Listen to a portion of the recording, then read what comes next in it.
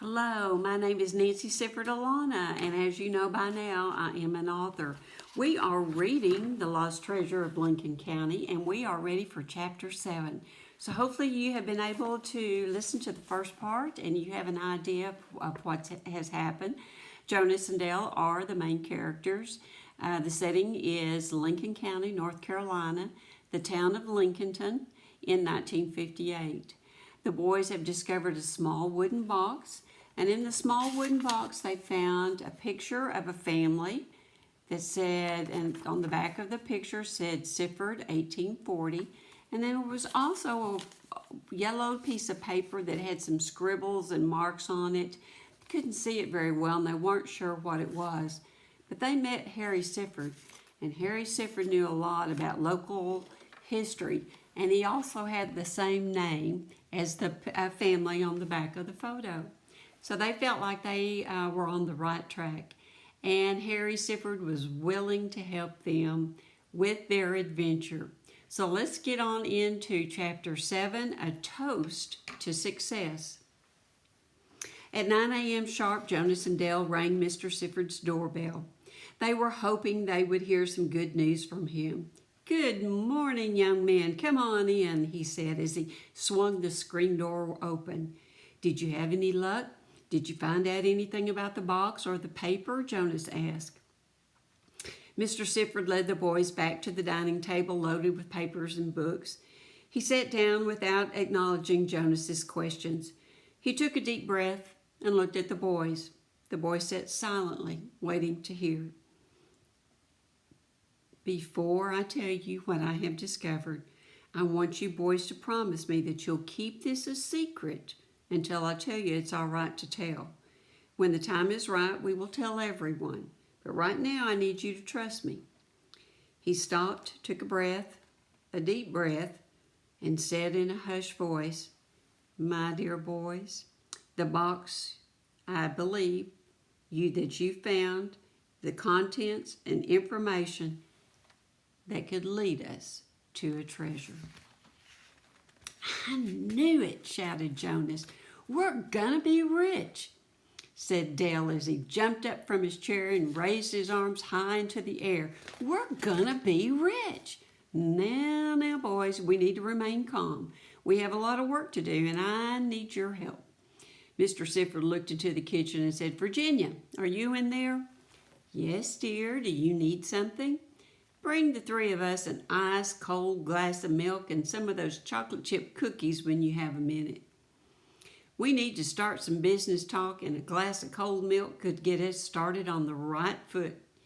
Mr. Sifford smiled and winked at the boys. Dale tried to wink back, but he still had a hard time winking. Mrs. Sifford brought in a tray with 3 glasses of milk and a plate of cookies and set it on top of a stack of papers. She was a nice lady, and she sure did make great cookies. Mr. Sifford gave each boy a glass of milk and said, "Here is a toast to begin our new adventure." The boys stood up and walked closer to Mr. Sifford, held up their glasses, and waited for him to speak. "To those who lived before us and brought us to where we are today, and to success. Cheers." All 3 glasses clinked together. They were ready to begin their new adventure. Chapter 8, The Plan. Mr. Sifford and the boys finished their milk and the cookies and took their dishes into the kitchen. Mrs. Sifford smiled at the boys and thanked them for using their manners. She was preparing something for lunch between loading the washing machine and hanging the clothes on the line. They wondered if she ever stopped working long enough to sit down and rest. "All right, boys, let me tell you what I found last night while I was reading through this stack of papers," said Mr. Sifford.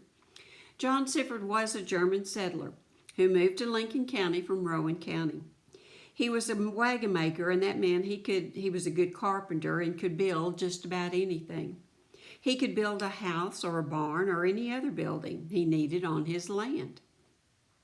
He was proud of his land, and he took good care of it. He treated it well so that it would provide crops to feed his family and his animals for a year at a time. Land was particularly important to a man and his family back then.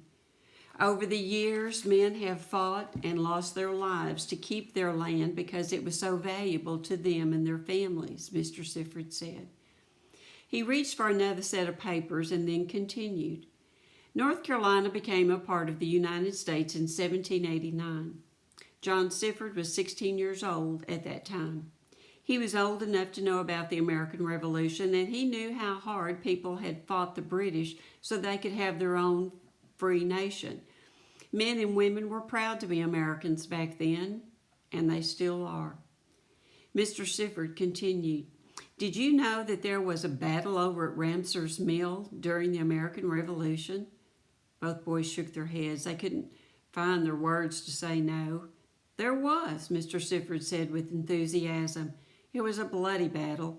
Lots of Lincoln County men fought to keep the British loyalists from taking our freedom. That's how much they loved their land and America. They were willing to fight for it and lose their lives if necessary. That battle was in 1780. I know that sounds like a long time ago, but it really wasn't that long ago. Think about it, boys. Most nations in Europe or Asia are thousands of years old. Ours is only 182 years old." "How does that help us solve our mystery?" Dale asked. He could tell Mr. Sifford knew a lot about history of Lincoln County, but he could not take his mind off the treasure.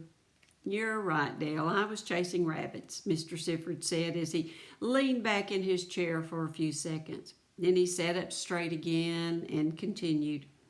"John Sifford had 247 acres, and I bet you he walked every inch of it. He wanted to see the land for himself and find the best spots to plow and the best spots to leave his pasture. After working his land for many years, John knew his land like the back of his hand." John Sifford was the son of German parents. The Germans were known for spending their money wisely and saving as much as they could. They did not waste anything if they could help it. Sometimes old John Sifford would hide his money he saved. "Now this next part," continued Mr. Sifford, "we have always believed to be just a legend, a tale, not really sure if it was true or not. We've heard over the years that John would bury some of his money so that it would be hidden from Indians or thieves. He'd bury it fairly close to the house, but sometimes he hid money in remote places." "The box we found didn't have any money in it," Jonas reminded Mr. Sifford. "That's true, Jonas, but there was something else in that box that may be more important than the money John Sifford could have put in it. That map may lead us to more than just money." He liked to play tricks on people. You see, John had a good sense of humor. Old John Sifford always joked that he had buried some gold, but nobody believed him. That map just might show us whether he was joking or not. Mr. Sifford got up from the table and went toward the box that was sitting at the end of the long table. He had cleaned it up and put some lemon oil on it. It looked much better than when Jonas and Dale had given it to him. Mr. Sifford opened the box and set the lid down on the table. He took out the velvet cloth, the picture, and the piece of paper. He carried the contents of the box back to his chair and sat down. "Now, each one of these things is a clue to our mystery. We've just got to think really hard and try to figure out what each one means." Mr. Sifford stopped and looked at the boys. "You boys ready to use your heads?" Both boys nodded and smiled. "All right, let's look at this piece of paper." Mr. Sifford opened it up very carefully and flattened it with his hands. He reached for his magnifying glass and began looking closely at the faint writing on it. "This looks like a river or creek because it's a wiggly line. It is possible that is the creek that you boys were playing in the other day. Over here is something that looks like, well, I'm not sure. What do you boys think?" Jonas and Dale leaned over the table on their elbows, stared at the drawing. They looked at each other, shrugged their shoulders, and looked back at the paper.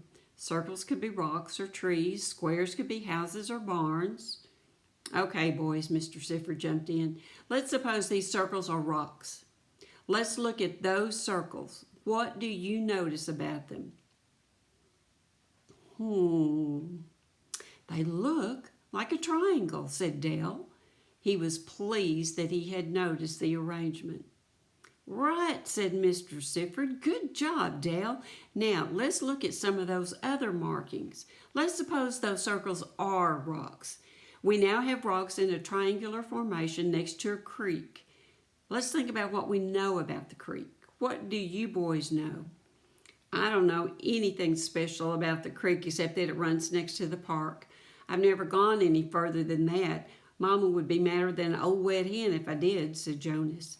"Me neither. I'd be doing my chores and my little brother's chores for a month if she caught me," said Dale. Mr. Sifford asked the boys if he could meet their parents. He wanted to tell them about the box and its contents and get their permission to do some exploring of the creek beyond the park. Although secrecy was important, Mr. Sifford knew that it was time to tell their parents. The boys agreed. Mr. Sifford asked if he could stop by their house the next night after supper and meet with the parents, both parents, at the same time. Jonas and Dale said they would work it out. The boys explained to their parents the best they could that Mr. Sifford wanted to talk with them. Although they were curious, they knew of Mr. Sifford. Years ago, when they were in high school, he had been on the Lincoln School Board. At 6:30 p.m., Jonas's parents walked over to Dale's house. They had a big front yard with chairs under the trees that they sat in after dinner. Dale's parents enjoyed watching the sunset and the children playing with and catching fireflies. Dale's parents were sitting outside when Jonas's parents arrived. "Well now," said Jonas's dad, "what do you suppose this is all about?" "Beats me," Dale's dad said, "but that looks like Mr. Sifford pulling up right there."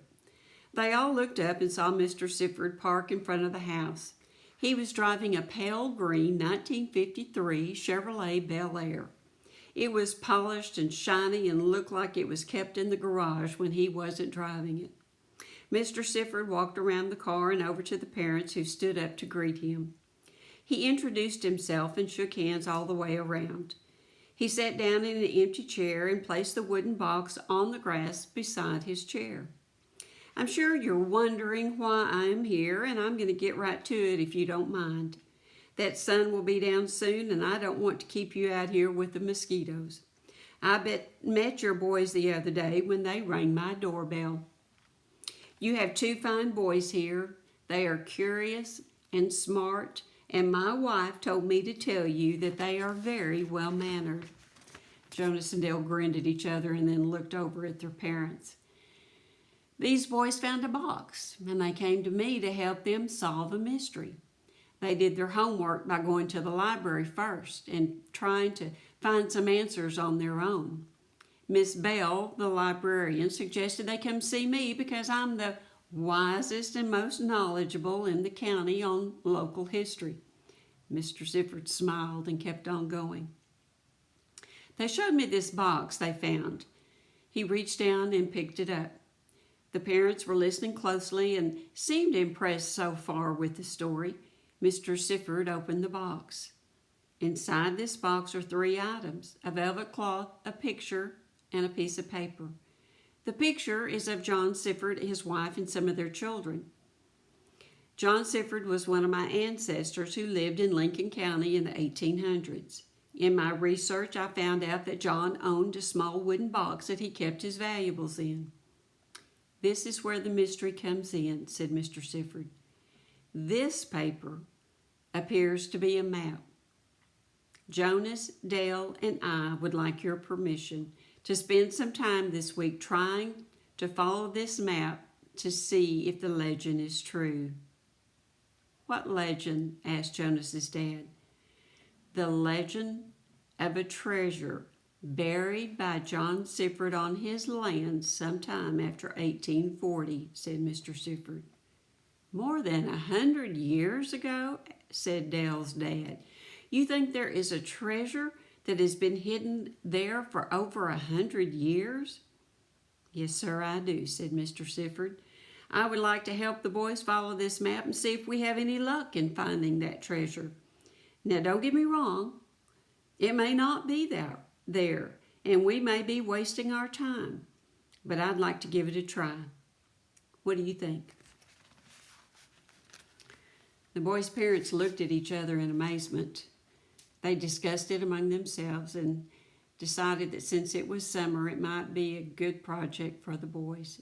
They agreed the boys could go with Mr. Sifford to hunt for the lost treasure. Their adventure would begin the next day at 9 a.m.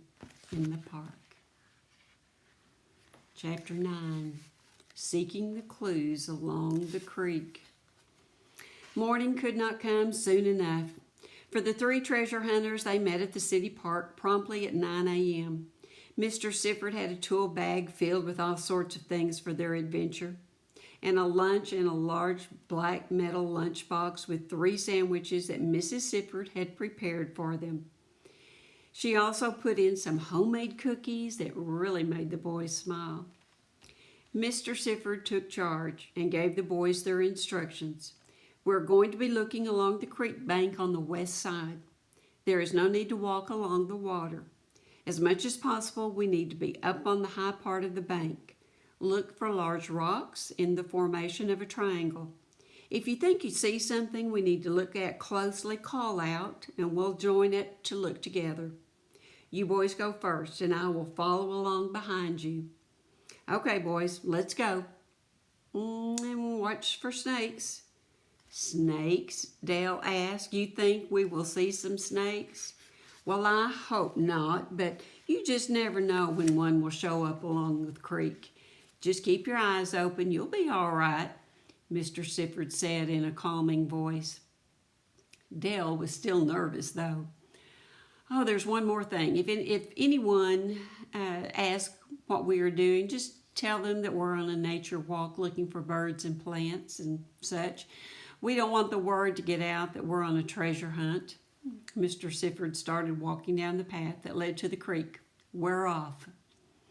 The 3 treasure hunters began their search. The boys had played along the creek for years, and they looked at this time in a whole new way.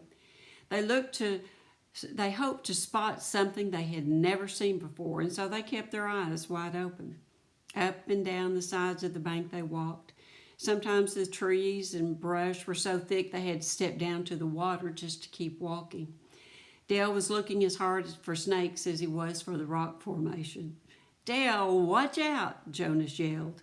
Dale turned around with fear in his eyes. He screamed and jumped up on the higher level of the creek bed. What? What are you yelling about? Dale's heart was beating quite quickly. Did you see a snake? Jonas laughed, and Mr. Sifford couldn't help but laugh out loud, too. Why are you so spooked? Jonas asked when he finally stopped laughing. That's not funny, Dale said, and he put his head down and kept on walking. Is it lunchtime yet? Jonas asked. Not yet, Mr. Sifford answered. Let's keep on walking until we find a good area to stop and eat. The treasure-seeking trio continued walking and searching for another hour or so.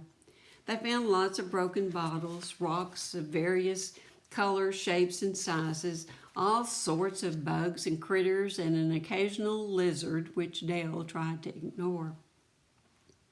Mr. Sifford looked directly above his head and saw that by the position of the sun, it was close to noon and time for lunch.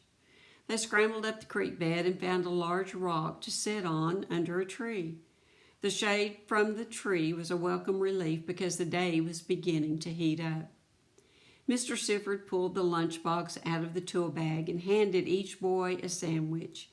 Inside his lunchbox was a thermos bottle of cold water. He poured some water into the lid of the thermos. They all took turns getting a drink from the thermos lid that also served as a cup. It didn't take them long to eat their sandwiches. They had worked up a hunger from all that walking.